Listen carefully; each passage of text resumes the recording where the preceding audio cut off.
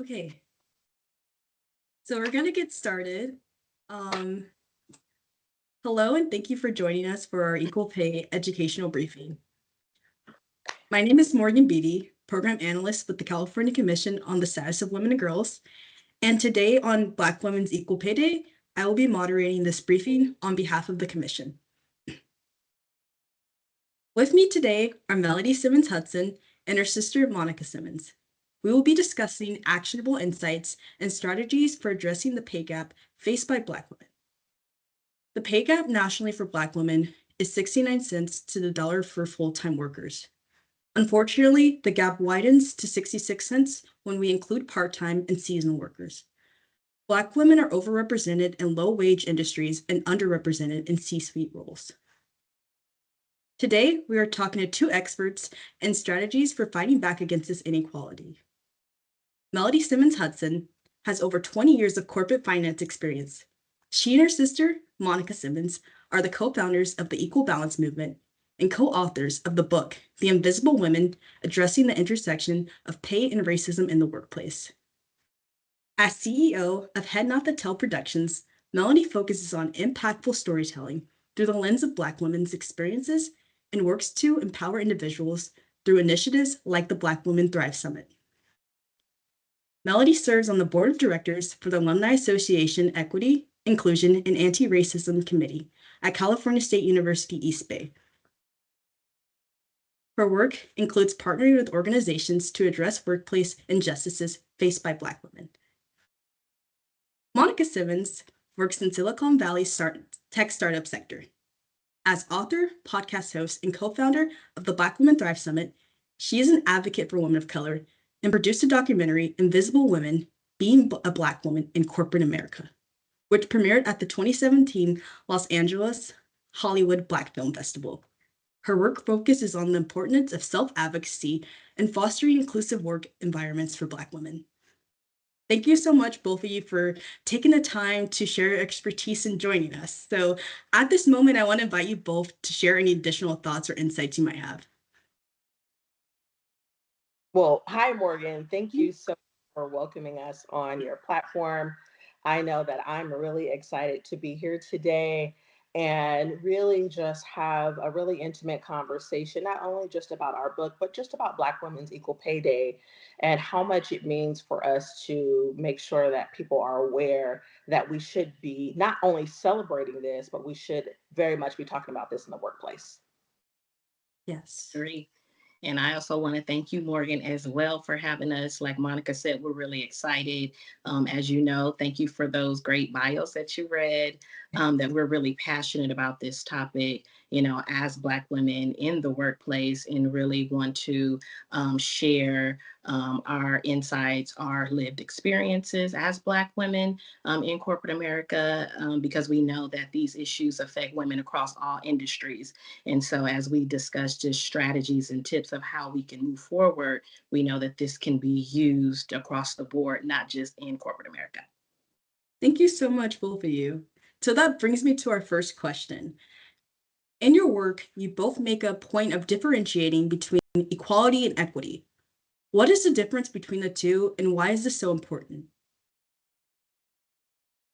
Well, I can go ahead and start that. I think, from my perspective, equality assumes that when you provide access and resources to a person or a specific group, that they're going to have the same outcome. And in our discussion today, I guess just saying for Black women and a white woman, giving them the opportunity, say, to apply for a job, meaning that they're both going to be high potentials for getting the role. But I think when we look at equity, we know that Black women, there may be issues that, what should I say, barriers that may be affecting Black women from being able to obtain that same role because of lack of access to certain things. And so Black women need more. They would need more resources, more access to be able to have that same outcome as, a white woman in that example. Thank you, Melody. Monica? Yeah, definitely. I think when we talk about equality, it really helps with decision making in the workplace. because now we're talking about equity, meeting Black women where we're at. As Melody spoke of, we're not getting the same opportunities. As we know, there's an overwhelming amount of jobs that are advertised to a lot of Black women that are lower level. So a lot of Black women aren't getting to C-suite roles, management roles, where we know that those roles pay higher. And so when we talk about equity, are those roles being presented? Are we even being, our resume being reviewed for those types of roles, or are we being passed by for those opportunities? So when we talk about equity, I think it's mostly important to employers to make sure that they're not only talking about equality, but talking about equity, because again, presenting those opportunities that may have an opportunity to have higher salaries. Yes. Thank you so much for your insight. And talking about this reminds me of that image of equity versus equality. I'm not sure if anyone has seen that image, but just everyone like getting the boxes that they need in order to see the baseball field. And that just definitely Yes, reminded me of what you both touched on. So thank you so much for providing your insight on that. yes, Yes. of course. So, you both said that formal diversity, equity, and inclusion efforts have not always benefited Black women in the workplace. So, what did you find in the data, and how does that influence your work? So I'll take that one first.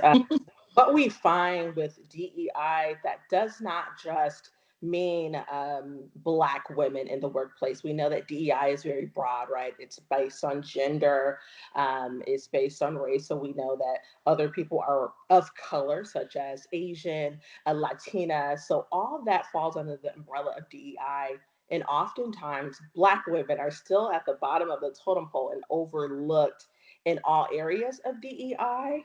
Um, and so when we talk about how does those efforts really help Black women, I think in some ways it has helped Black women, because we have found that there's influx of ERG groups that are being created at corporations and in these startups, which we know that that could be a safe space for Black employees to feel comfortable to talk about issues and just network amongst other Black employees.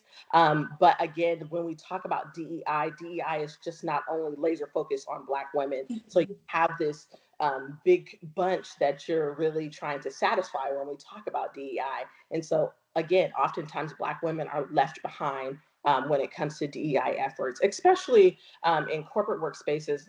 As you spoke on with me working in tech, there's been many, many times where I've been the only Black person at my corporation. So that just speaks to, what did DEI really do for me if I'm the only one that's there? But we have other women of color and just women in general, right? And so I think we have to really take a deep dive when we talk about DEI and what are we doing specifically for Black women in the workplace. Yes, thank you so much. Agree. And, like Monica said, I just wanted to kind of tap on that, when we lump Black women in just the women of color, oftentimes we're not able to address the issues and the barriers that Black women face, like, racism, discrimination, sexism, and also the microaggressions that maybe other women of color do not face. And so when we don't hone in on the Black woman's experience, it leaves us excluded from that focus of the DEI goals. Yes. So you both touched on some terms that I was thinking about, intersectionality and also tokenism, which I feel like happens a lot when Black women or any other people part of intersecting identities are put in these positions. They're the token person, and Mm-hmm. it really impacts them having to be that spokesperson for their community, which they shouldn't have to be. So thank you Correct. so much for providing that insight on this question as well. Yeah, and Morgan, just to build on what you were referencing as far as tokenism, that's a lot of stress on the Black woman that is in that role, because you're really walking on pins and needles trying to be almost a perfect patty Mhm. because they're the only, and even for the company as a whole, they're not able to see the diversity of Black people. We're all very, very different. You know, I might Mhm. like my hair color black, and someone might like their hair color purple, or they may like have different hobbies and interests. So it doesn't mean that just because I'm the only Black employee here, you need to almost think that we're all alike, because we're all multifaceted. And so, again, that's a lot of stress on the Black woman that's in that corporation and being the only, because not only are we not having someone to look to our right and our left and be able to lean on, but we're almost, in a sense, creating this path and kind of making it okay that you can just have one of us. And that's not okay, because we all should have an opportunity to be in here and really hone in on DEI, because that's what it's for. Yeah, definitely. Thank you so much for following up with what I was saying. Yeah, we are not a monolithic community. Definitely want to Yeah, emphasize that.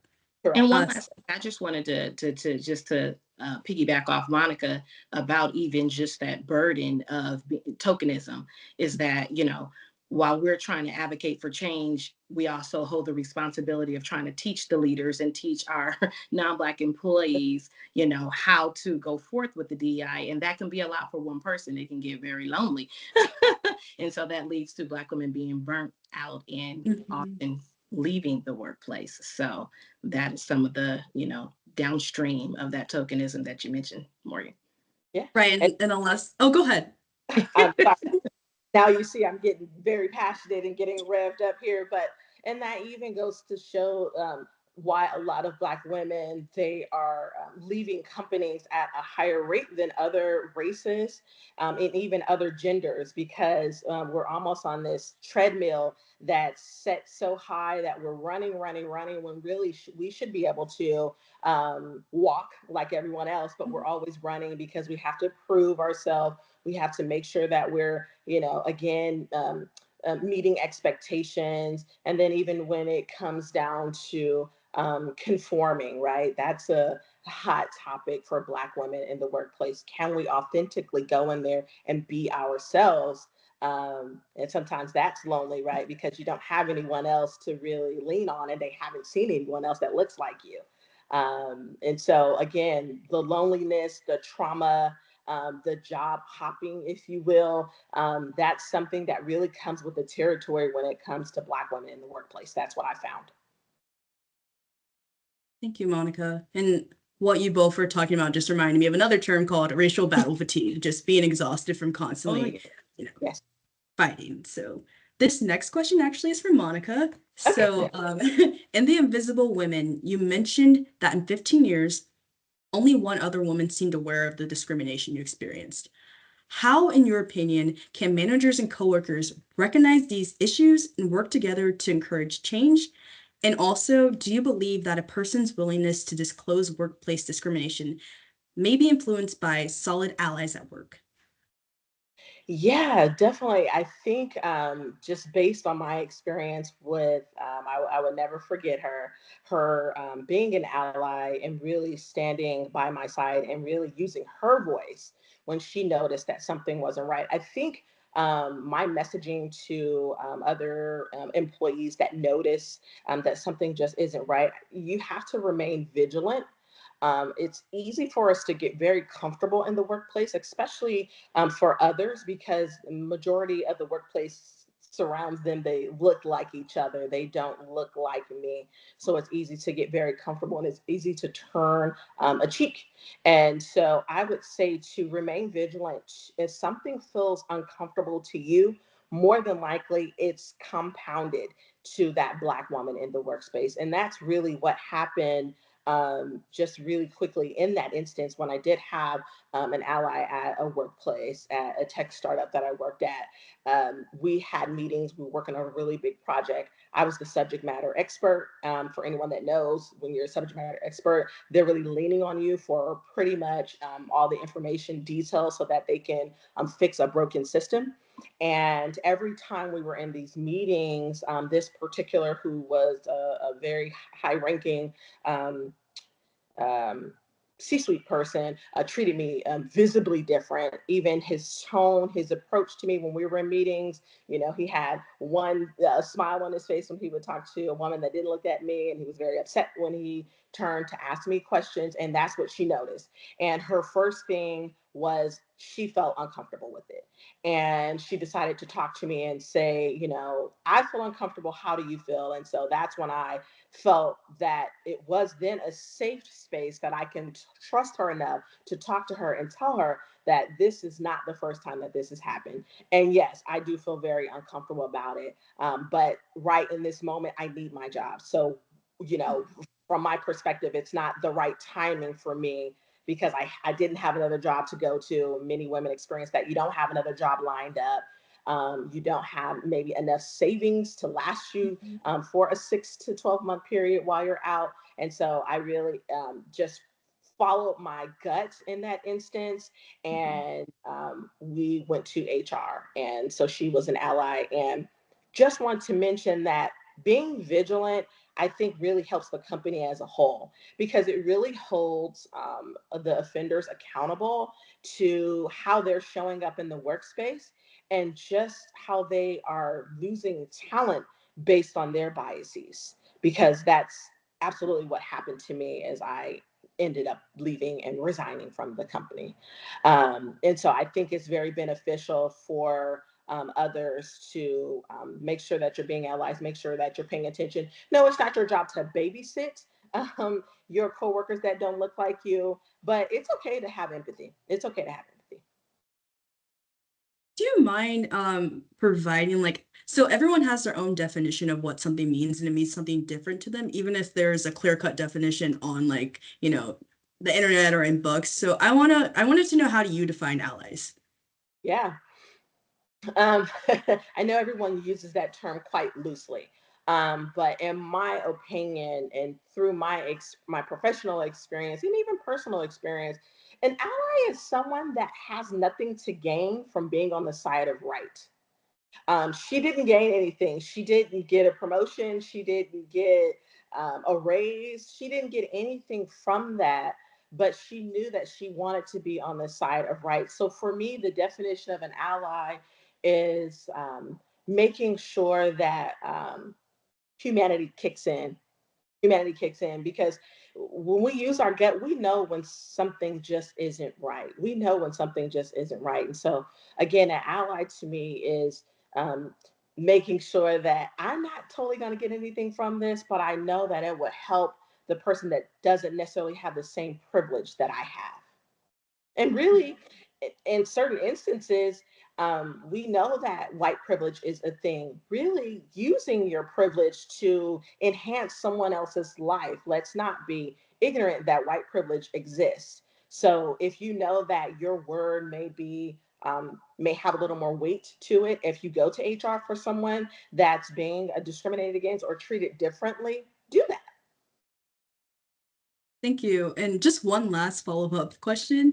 I think you touched on it, like I've heard this term a lot, choose or pick your battles. So I guess I wanted to know a little bit more about and either of you can touch on this, just like when to choose or like pick your battles when you're navigating these discriminations within the workplace. Yeah, I'll just tap on it really quickly. I would say to pick and choose your battles wisely. I'm going to use that really loosely because there could be something that's little that may happen in the beginning that's really leading up to the demise of your career or the demise of your position. Excuse me, your position in that particular company. So, picking and choosing your battle is really something that's in your face. Yes, we get it. We know that we have bad bosses, we have bad employees, we have bad people in the world. But if something is going to impact your career, such as someone not giving you credit for something that you may have done in the workplace, such as people not including you in meetings that you should be included in. For example, if you're a manager and there's a management meeting for all departments and your department should be included, making sure that if that's not happening, okay, I need to jot this down. I always tell everyone in the workplace you should always have a notebook with you, or for me, I take notes on my phone a lot. and I just jot things down. It may or may not be a big thing, but you never know. Later on down the line, you might need to look at this timeline and see if this person, if person A is constantly doing things, then maybe there's an issue. And I just want to chime in on that about um, when employees are facing issues of discrimination or harassment, Morgan. Only about 30% of the employees that face harassment will even file an internal complaint. And so that's why it's really, really important to have supportive allies that are really, like Monica said, it's more or less following your moral compass, right? If it was you, would you want someone to stand up for you in that situation? And then less than 15% move forward with filing legal charges. So, like Monica said, what happens is Black women find themselves, and the studies are out there, um, leaving the workplace, being pushed out of the workplace, while you have the bad actors, the leaders staying and continuing to move upward in their career. And then Black women having to start over, or overall just moving into a whole nother career path because of some of the traumatic experiences and also some of the gaps in employment when these things happen. Because, usually when a woman walks away from a job, or even if they get let go from the job because of filing complaints as such, when you go on another interview with another employer and they ask you, why did you leave? No one wants to disclose all of that background because you don't want to make the employer, get a little afraid that if they hire you in the workplace, what if this situation happens? Is it you? Are you the problem? So this is why we need strong allyship in the workplace, and also just to continue to break down these systemic barriers that Black women are being faced with, because it's just unfair. Thank you, Melody. And this is a really heavy topic. It Yeah. is. So this next question is for you. So Okay. you have an MBA in finance, and you're a vocal advocate for financial literacy and financial security for Black women and girls. Yes. How did your education influence your advocacy? And did you find yourself facing any discrimination in the MBA program or the job market afterwards?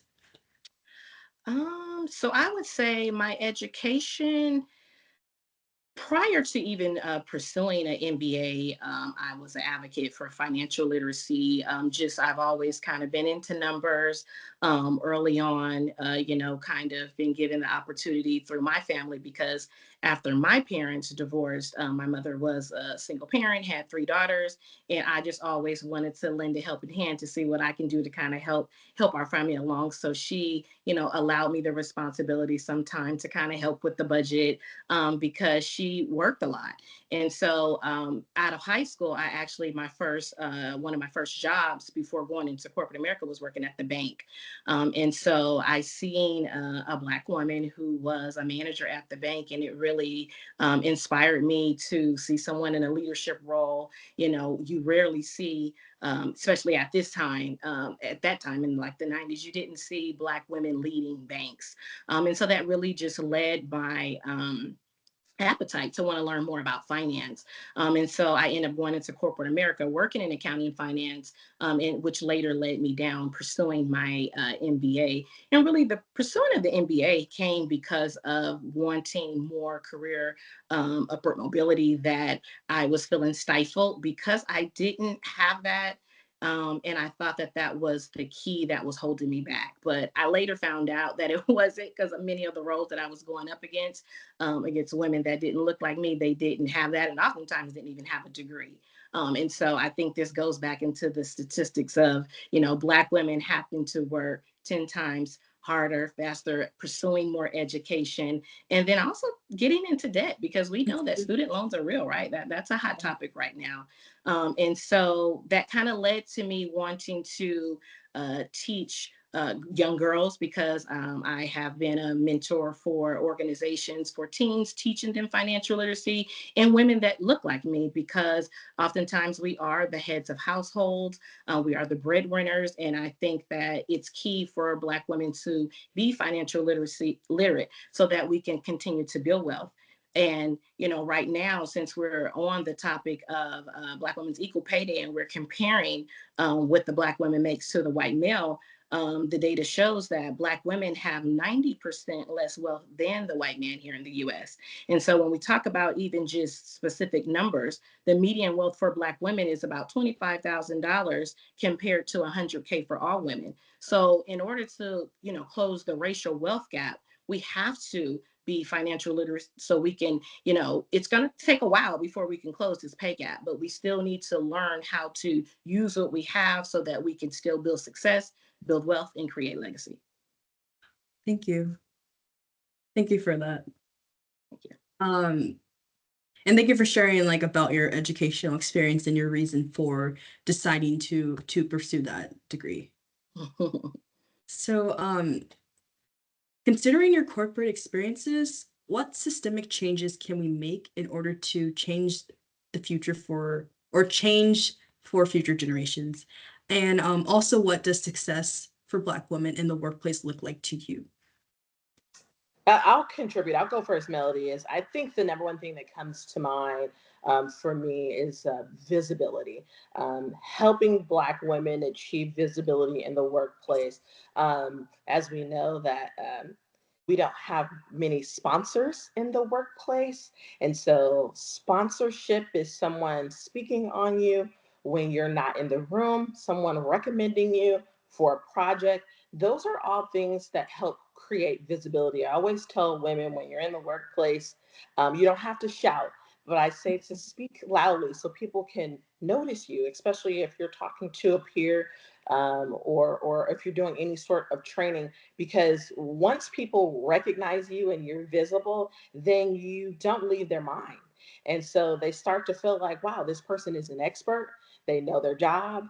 They should be here. They're qualified to be here. All the things that we already know. But sometimes we have to make sure that we're putting those things out there because at the end of the day, it's going to be our voice that's going to take us to the next level. No one else can do it for you. Like we can have these conversations and these sessions, but if you don't take these tools back with you to the workplace, it's really useless. All you're doing is just sitting here watching me and my red blazer talk.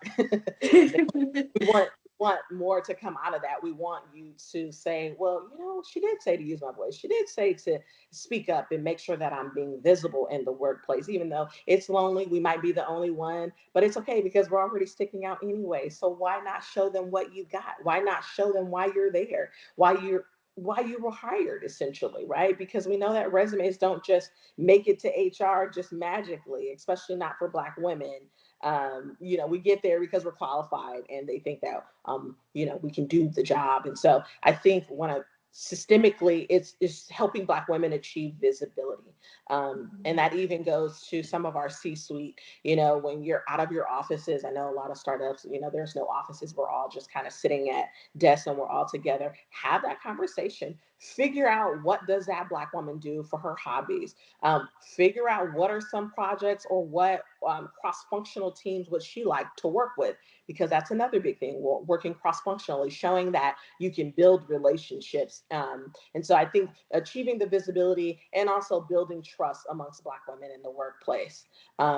When you have trust, people will open up, people will feel confident enough to talk to you about, let's say, a pay discrepancy, let's say an issue with a colleague or a manager that might be being biased or being racist toward you. When you have that trust factor, it's going to go a long way. And so those are the systemic changes that I think definitely can be made.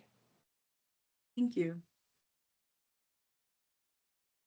And just the follow-up question, what does success for Black women in the workplace look like to you? Being paid equally, being paid equally. Have to close this wage gap. I mean, we have to think about the kitchen table issues that Black women are discussing are rent, food, car note. I mean, these are things that other nationalities or other races we talk about, right? With the economy being the way it is now today, sure, everyone's talking about it. But I mean, in general, overall, this has been a conversation since the beginning of time for Black women and Black families, that we are just really working just to meet needs, and sometimes we're not even meeting our basic needs. I mean, to cover rent, food, and car, those are basic necessities. Everyone needs those things, and so if we're struggling to pay those things due to our compensation, that's an issue. And so when we talk about these kitchen table issues, we don't just talk about the table, we have to bring it to the employer. We have to utilize a lot of the policies that have been put in play, the Transparency Pay Act, the things that you guys are doing over there at the commission. And thank you so much for what you guys are doing. But we have to really exercise those things because they're put in place for us. But again, if we're not doing anything about it, if we're not using our voice, if we're not taking this knowledge back into the workplace, no one cares. No one cares. Thank you, Monica. So, Melody? Yes. For me, what does success look like? Like Monica said, I think for many Black women, you hear the story time and time again, but that we're just surviving. I think for me, it would be for more Black women to thrive, to flourish, to be able to grow, to be able to build wealth. I mean, we go to work and we wanted to be to see, to be able to see the fruits of our labor. And like Monica said, if we're just going to work and we're barely meeting necessities, basic necessities, we're not able to purchase homes. We're not able to, take the vacation so we can, rest and relax and rejuvenate so we can come back and continue to do our job and to continue to thrive. So that's what I see, giving Black women the access and the opportunities, the visibility so they can thrive and flourish like many others. Mhm. Thank you. Absolutely. And I just want to put out there that the data shows that less than 8% of Black women earn over $100,000 salary. And so when we talk about even particularly living in California, Mhm. news always shows to live in California, you need to be at least bringing in 140, $190,000. Mhm. And and so, with that being said, again, paying Black women for their skill sets, their worth, make sure that you're being transparent as an employer, being honest. If there is a role that's posted out there, being honest about the range, right? Because you don't have to say an exact dollar amount. You can say a range. You can say a range, and then figure out if that employee is on the higher end or the lower end. But again, it's still the foundation of that is transparency. What does this role really pay? What can I earn from this role? And then it's up to us to again do our research using all these different search engines to figure out what specific roles pay in your area, because we know that different areas obviously pay differently. And so just want to throw that out there that, we're less than 8% of Black women earn over $100,000 salary. So that's something to think about as well, because California is one of the highest states to live in. Absolutely. Yeah. Thank you. So, you both mentioned visibility. And sometimes when people or, organizations and employers provide visibility, it can be somewhat like performative, putting Mhm. people on a platform. So I guess my question for you both is, how can visibility be provided in a non-performative way, actually uplifting Black women instead of kind of, putting them on the spot or putting them in these positions where they feel like they're the token blank person, Black person. Mm, I would say one of the things I think we touched on it lightly earlier is providing important opportunities like mentorship and sponsorship, Right. because that is what will sustain Black women for the long term. Like you said, I think during the whole George Floyd and Breonna Taylor a situation in 2020, a lot of employers, they move in a more performative action way, and we need for employers to be committed. We need them to be genuine about their work and what they're trying to do to make sure that Black women are visible and have the opportunities to grow and thrive and move upward and also become leaders. We need more Black women at the table so that we can continue to bring more Black women and girls behind us. Yeah. I think the number one thing is I think that employers have to strip the stereotypes that they have placed on Black women in the workplace. Oftentimes, I notice if a Black woman isn't always smiling, isn't always laughing, isn't always giddy, she is considered the angry Black woman. We're human. We have our emotions. Not all the time is everything funny. Not everything is a happy day. Sometimes we have a workload that's so overwhelming that we can't do anything but keep our heads down. And so I think that employers have to strip the bias and the stereotype that they place on Black women. They also need to make sure that they're including Black women, not just on a sponsorship level, but I mean on a level of when there's a happy hour, make sure that that Black employee, make sure that that Black woman is on that top of the list to be invited. Don't invite that Black woman after the fact, after everyone gets up, they're getting ready to haul out of the office, and then they decide to say, hey, are you coming with us? And it's like, well, you guys knew about this a week ago. I'm just finding out 2 minutes prior to exiting the office. And so, including making sure that we're inviting, making sure that we're even you know, when we're in meetings, even outside of meetings, we're getting Black women's opinions. Let's see what Melody thinks about this. Let's get your input. Um, all those factors build trust between an employer and an employee. If I feel like I matter here, if I feel like I'm being paid what I'm worth here, if I feel like this is a safe space, more than likely I'm going to stay here and I'm going to want to build on not only my skill sets, but I want to bring value to your company.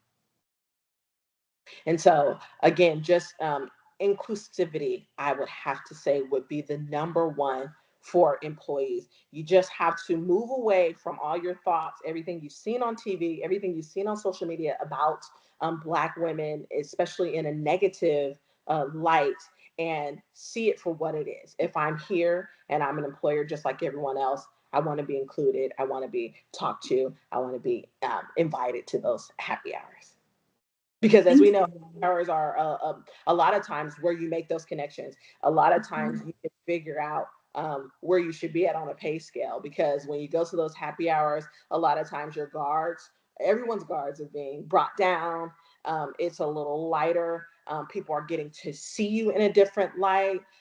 We're laughing, we're joking. And so all those things bring about trust factors, and they bring about conversations that may not be water cooler talk because we're afraid and we shy away from it. But if we're outside of the office, we may feel a little more comfortable to talk about, I don't think he treated you the same, or I'm getting paid this for this, particular project, or I'm getting this bonus for this big project that I'm working on. So just inclusivity, I would say. Thank you. So I do want to save some time for our audience to ask questions. So this will be my last question for you both. Okay. Um, s- so in what ways do you think employers are proactively addressing the intersection of gender and racial bias? Um, and on the other hand, in what ways do you think there's a lot of talk but little action taking place? Well, I'll go first. I'll mention just about the ERG groups. I do see a lot more companies implementing ERG groups, which are great because with the ERG groups, and we've even come into companies through the ERG groups to host sessions about Black women and biases and all those good things. But it helps build community, and it helps to the employee to understand that the employer does care about your background and where you come from, and that we're all different. So I do see that being a positive highlight in corporations when they have build and create these ERG groups, and they keep up with them, because sometimes you see the ERG groups, they don't have events for spans of 6 months. I'm talking making sure that you're consistent with it. Every month you have a speaker in, every month you're doing something to bring a community about with your Black employees at your organization. And I'll just chime in. Like I said earlier, in 2020, employers really saying that they're going to commit to DEI efforts that could definitely help Black women, right, to gain more visibility and to get access to opportunities that we may have not had. And then now, as you know, it's all over the attack of DEI, saying that DEI is not needed. And so it's feeling like, we took 2 steps forward and now we're taking 10 steps backwards. Where does that leave Black women? Black women, like Monica said, have already been placed at, on the lower end of opportunities and access in the workplace. And so this does not help push us forward. Yeah. Thank you so much, both of you. So, at this time, I'd like to open the floor to public questions. So if any of the audience members have any questions for our guest today, please add it to the chat.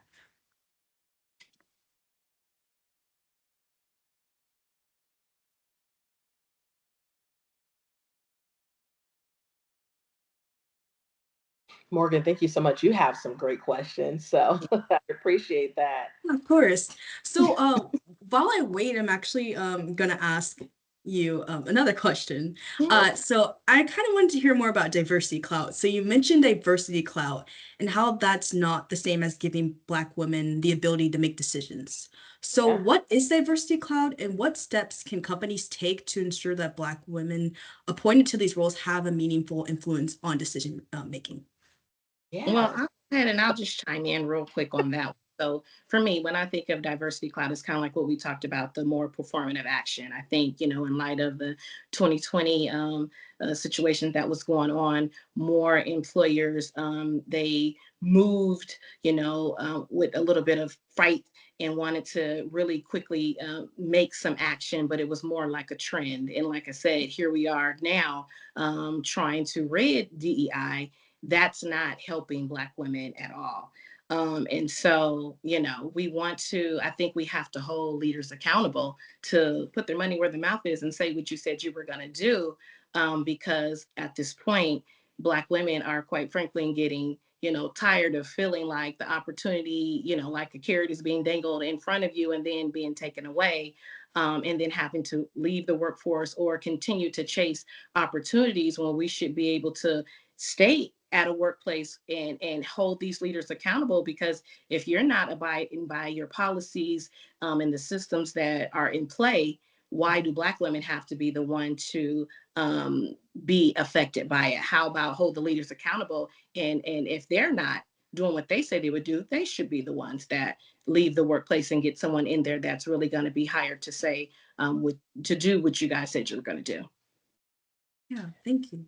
Yeah, I would have to say I attribute diversity clout to really romanticizing a company and a role to the Black woman. So, for example, I've had this happen to me many times. I, would interview for a role. I would ask, how is the diversity here? They would brag how diverse it is. Oh, we have this, we have that. And then once you get on board, you realize their definition of diversity is your definition of diversity. And so sometimes I just come right out and I ask that question. Do you guys have Black employees here?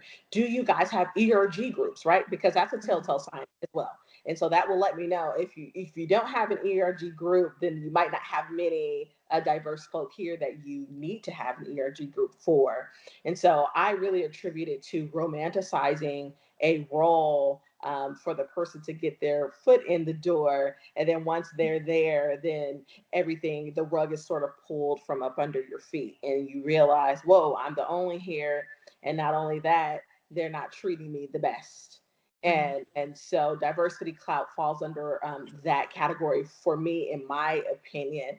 And to me, real diversity, it goes back to visibility. It goes back to, we want you here, you matter here, and we need your diverse perspective, because as we know that the Black woman's lived experience is extremely unique, and no one can tell it like we can tell it based on what we experience on a daily, even just as little as the microaggressions. Other races don't have to necessarily deal with that on the job, but we do day in and day out. And we continue to push through and we brush it off and we rise above. And like Melody mentioned, quite frankly, Black women are getting exhausted from rising above every single situation.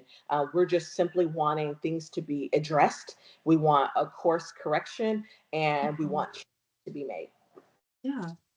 So we do have three questions in the chat. So I'm going to start off with the first question I see. Is there any data related to self-efficiency of Black women to set and strive towards career advancement? Can you repeat that question? Because I'm thinking. Of course. Yeah, of course. Is there any data related to self-efficiency of Black women to set and strive towards career advancement? Um, as far as I know, there's not any. Oh, I think did Yeah, they they? corrected me. I'm sorry. What was the correction? I'm not sure how to pronounce that word, but it's there. Oh, okay. Because I can see it. It pops up, Yeah, but I'm going to try to answer the question as best as possible. yeah. So I apologize up front ahead of time. But as far as I know, we're really in charge of our careers, right? So when it comes to efficiency and making sure, if I understand the question right, if you're meeting goals on the job, that would have to be something that um, you would have to track on your own as the employee. Because to say if there's data out there to say, for lack of better words, if women are slackers or not, I personally haven't seen that. If I interpreted the question correctly, Melody, have you seen anything? So belief with this affects. Sorry, because it's coming up. Can you read Efficacy, more again? that's the It's like I word. can Yeah. see the and it Yeah, goes of away. course. So I'm just gonna repeat the word because they did mispronounce the spelling of that. So Okay. is there any data related to self-efficacy of Mhm. Black women to set and strive towards career advancement? Well, in our documentary, Invisible Women, Being a Black Woman in Corporate America, we worked with the Center for Talent and Innovation, and there was some data that basically says about 50% of Black women strive to be in leadership roles and are working to obtain those roles by being efficient on the job. Like I said, working 10 times harder, looking for opportunities to work on projects and promotion. So I would say that Black women are taking charge of their careers by trying to seek these opportunities and doing everything that they can. And oftentimes it works. But like we mentioned with the tokenism, we need more Black women to be able to get into those positions so that we can have better workplace experiences and also, excuse me, have equitable opportunities.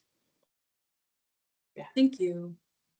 So this next question says, are there any companies or organizations that you believe are great examples for others to look to or follow?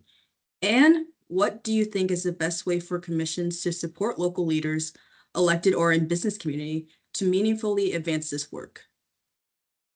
Well, I'll just say the companies, I don't know them right off bat, but I will refer to the companies on your equal pay pledge that you guys have, because I did take a look at that. And there's quite a bit of companies here local in the Bay Area that have signed that pledge. But I think the issue that we may find is that just because companies sign up for this, does that mean that they're being held accountable?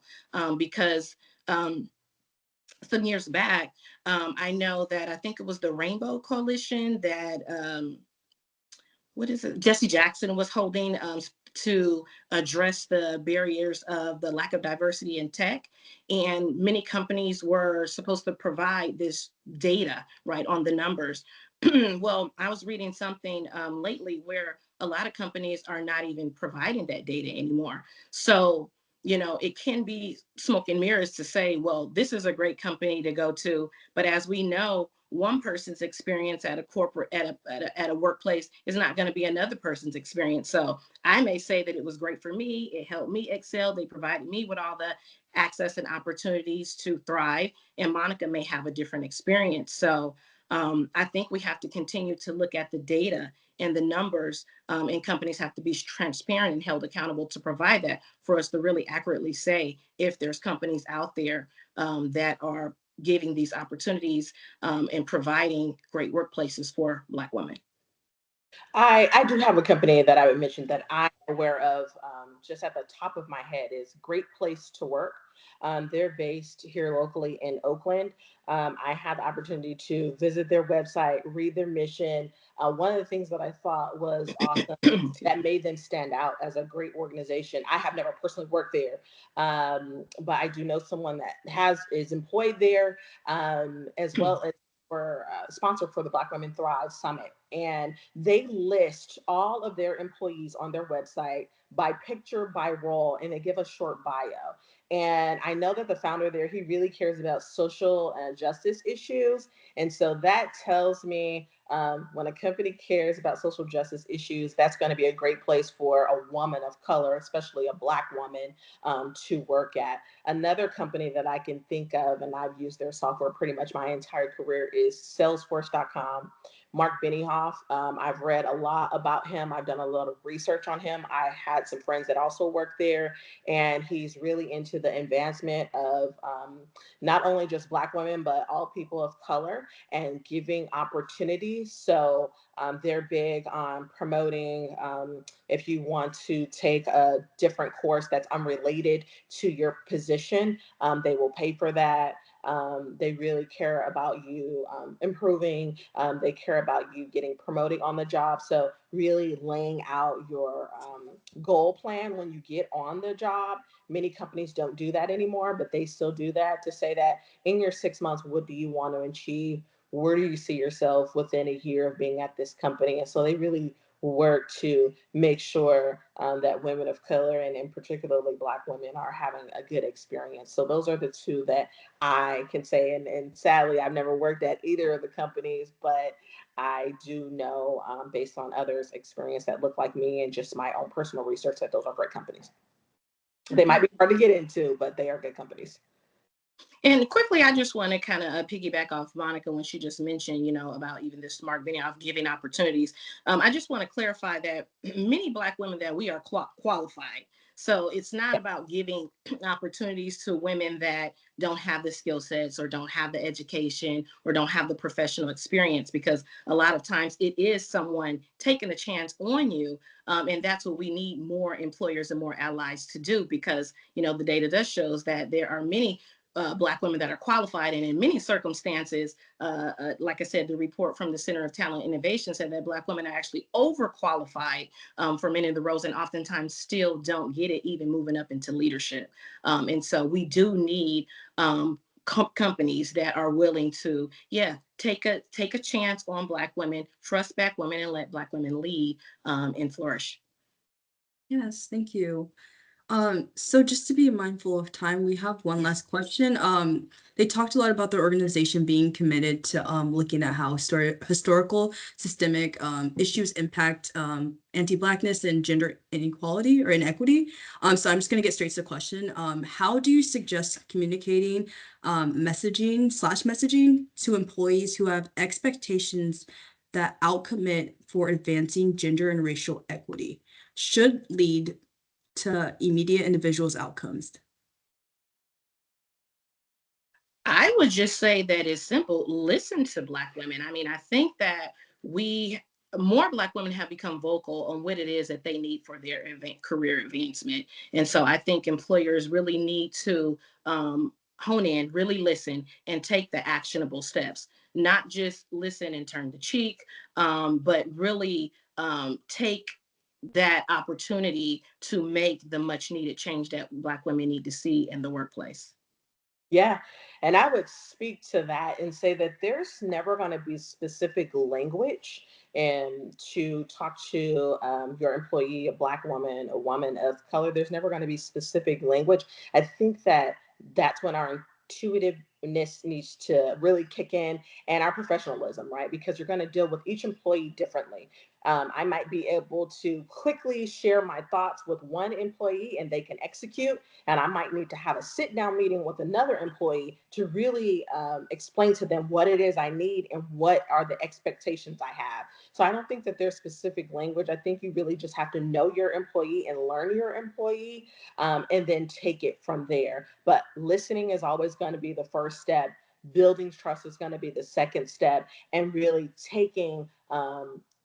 actionable, taking action, should I say, on the things that are going to meet each other's needs. Because essentially, it's not just about the employee, it's also about the employer. So we have to meet in the middle, make sure that we're both seeing eye to eye, we're both being satisfied at this point, so that we both can see results, positive results.